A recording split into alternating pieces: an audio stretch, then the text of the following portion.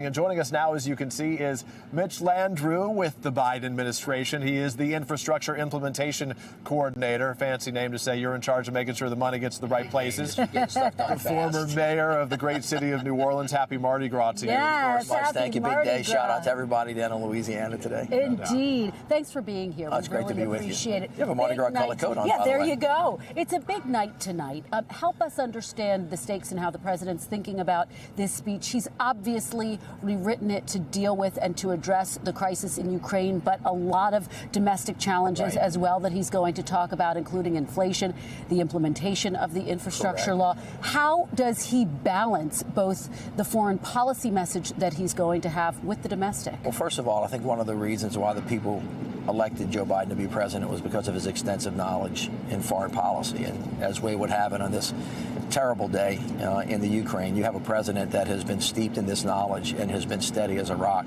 for the country. I mean, he's the leader of the free world, and he's demonstrated his ability to bring the entire world together to beat back autocracy and this terrible unfolding of events in the Ukraine. So my expectation is that he's going to speak a lot about that tonight and the battle between autocracy and democracy. Will it be more heavily weighted toward foreign policy? Would you go that far? Well, 3 weeks ago, there wasn't going to be much about foreign policy at all. But all of a sudden, world events take over. But that's one of the things presidents deal with. But during this entire time, the president has been rock solid in telling us to stay focused, keep your head down, do the work, because you can't be strong abroad if you're not strong at home. So there'll be a heavy dose talking about domestic policy, not the least of which will be how to rebuild the country through rebuilding the roads, the bridges, the airports, and giving us the tools that we need to compete in the 21st century. We're going to get to infrastructure in just a moment, but one more on the news at hand, which is what's happening overseas.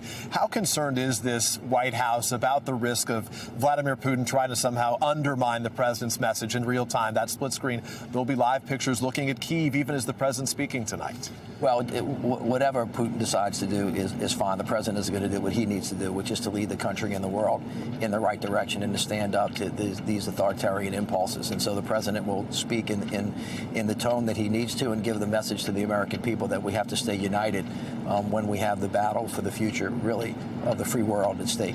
Let's talk about his domestic message tonight. Part of what he is going to talk about is the infrastructure law, his plans to repair some 65,000 miles of road, 1,500 bridges all across the country. I think a lot of people have heard a lot about the infrastructure law. When are they going to see the results? When are these projects going to be shovel-ready? Well, actually, I've been here for 107 days now, and in the last 107 days, we've pushed out $100 billion in notices of funding. 90% of this funding is actually going to mayors and governors who are going to rebuild and actually are starting the work as we speak. And so, as you know, the president will lay out some pretty aggressive commitments that all of us have to meet in this country. And there's no way we're going to be able to do this unless we do it together. And so the president's speech tonight will really be about unifying the country, trying to find ways to lower costs, trying to find ways to make people understand that we're going to start making things in America again and rebuilding our industrial base, and actually doing that through rebuilding the physical infrastructure in the country. Just very quickly, though, if I can, the reality is this is an election year. People want to see the results. They want to see those ribbons being cut in their communities. Democrats do.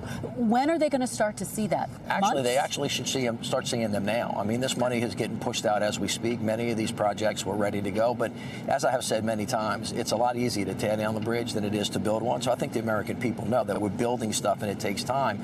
But that money is getting pushed out in the door right now. And we're working with governors and mayors every day to go as fast as we possibly can. So you talk about governors. You're hearing from a lot of Republican governors. Just as soon as this was announced, Republican governors were already pushing back, saying to you, hey, we should be the ones that get to decide where the money going to our states goes. You guys may want them to repair roads. They want to broaden roads. That creates more auto emissions and the like. What do you say to those Republicans, and why are they wrong in saying we should be the ones who get to decide how the money's spent? Well, a couple of things. First of all, I wasn't surprised at all to get those letters. I mean, the one thing that we all agree on is that we have to build our infrastructure, which is to say a lot, given the fact that it's hard for us to agree on what time of day is it every now and then. But the American people are united in the need to have the infrastructure rebuilt. So that doesn't surprise me. This bill's got a lot of stuff in it for everybody. Some of the money goes right to the governors, and they're going to have a lot of latitude. Some of it's going to be competition, and people are going to get to compete for it when they do the best. We have rules and regulations. We're going to work with them. I would expect that not every state needs the same thing or wants everything, and we're going to be flexible, and we'll work with them just like we've expected to from the beginning. Part of what the White House has previewed that we will hear tonight is what you guys are calling a unity agenda from President Biden. We know that there's going to be a progressive response to his speech tonight. Congresswoman Jayapal will be delivering that. Josh Gottheimer said something very interesting. He said it's, quote, like keying your own car and then slashing the tires. Does the president see it that way? I don't know. Of course not. The president's got big shoulders, and he knows that America is a big tent, and he invites in coming from all over the place. His mission has been to unite the country and to bring us together, even in the most difficult times. Now, one of the things that he will talk about tonight is how hard the last couple of years have been for the American people. I mean, it's just been a tough time, and I think everybody knows that, and there's nobody that I know who's got more empathy and understanding for that, but he's also going to call on the American people to be strong, to be resilient, to look forward, because he always says that when Americans are together, there's nothing that we cannot do. And my expectation is you'll hear those very words tonight. You're going to be with him when he travels tomorrow, heads up to Superior, Wisconsin. It's going to be cold. I'm from New Orleans, where it's hot tomorrow, and Superior and Duluth. I was going to say, you're where the Wisconsin and Minnesota meet. You're the one not wearing a jacket today. I'll be so wearing you one better tomorrow. When you do it tomorrow. But walk us through what the travel is going to look like, how we're going to see the president take this message on the road in the days and weeks ahead. And also, you see these poll numbers. The poll numbers are pretty low for this president.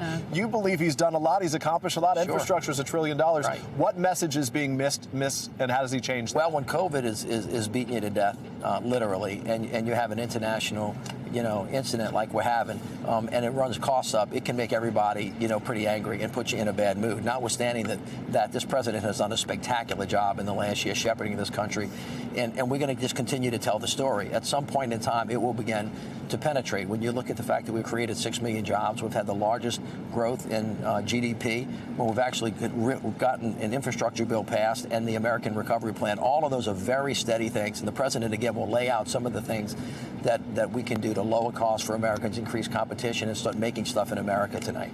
All right. Mitch Landrieu, thank you so much. You're welcome. Thank you for having me.